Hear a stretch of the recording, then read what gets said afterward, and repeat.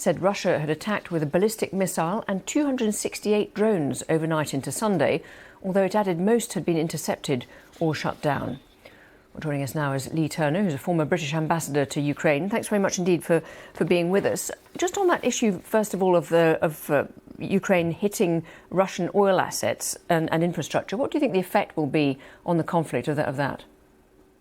It's a strange situation, Lauren, that the Iran war has had a massive impact on the war in Ukraine. And one of the ways it's done that is by increasing oil prices. We've seen oil prices almost double from around $60 to $70 a barrel up to between $100 and $126 a barrel.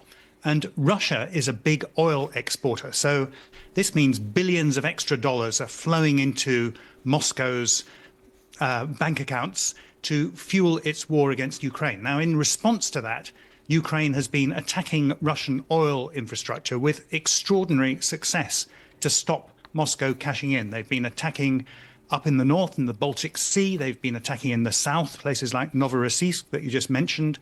And they've been attacking on the Russian mainland as far east as Perm, which is about 2,000 kilometers from Ukraine. So all sorts of attacks. And the goal is to stop Moscow from benefiting from the increased oil prices caused by the war with Iran.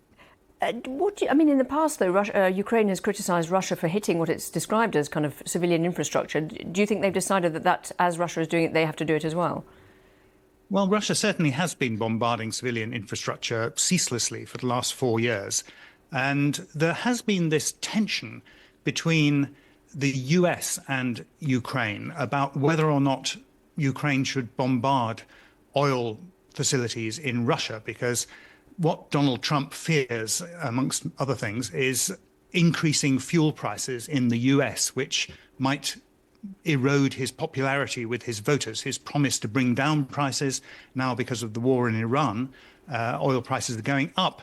And if Ukraine throttles Russian oil exports, that will push up prices higher. So there is a kind of tension between those two goals of not having oil prices go up too high and stopping Russia from cashing in on its oil exports. Yes, it's a very difficult balancing act. And we've seen the meeting between President Zelensky and Sir Keir Starmer. What do you think they'll be hoping to achieve in that meeting, and also the broader European meeting that they're having tomorrow? Well, we've seen this, you've just played the clip there, the gratitude that Zelensky has consistently portrayed for the support of the UK in the war against Russia. And the UK has been very consistent in this ever since 2014, actually, and particularly since 2022 in supporting Ukraine. So it's good that that axis is there. And now what is going on in Armenia, where they're meeting, is a meeting of something called the European Political Community, which is a massive group of European countries. There's about 47 of them, plus Canada is also at this meeting, making 48.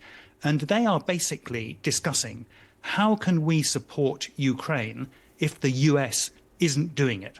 Because since President Trump came to office in January 2025, he has been consistently very tough on Ukraine, cutting off military and economic aid, and very much inclined to give Russia a good deal on any possible peace settlement. And the Europeans have been trying to see how can we keep Ukraine in this fight without US support. And that's what they'll be discussing, I'm sure, in Armenia tomorrow. And it's really important to all of us, Lauren, in the UK as well as in Europe, that we can continue to support Ukraine, because if Russia wins this war, it'll be pretty catastrophic for our security.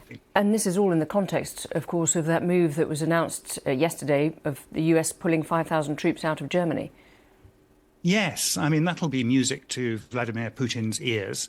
The idea of having US troops in Germany, where they've been stationed since the Second World War, of course, is to make it more difficult for Russia, as it now is, to invade Europe. And you may think that's extremely unlikely. And it is basically, it would be absolutely balmy for Russia to do that. But at the same time, we have consistently seen a very aggressive military posture from Moscow ever since really Vladimir Putin took over as president back at the turn of the century. And really, I think President Trump probably is trying to show his frustration with the Germans not supporting the war against Iran. And in particular, I think the German Chancellor Merz said something about the US being humiliated in Iran.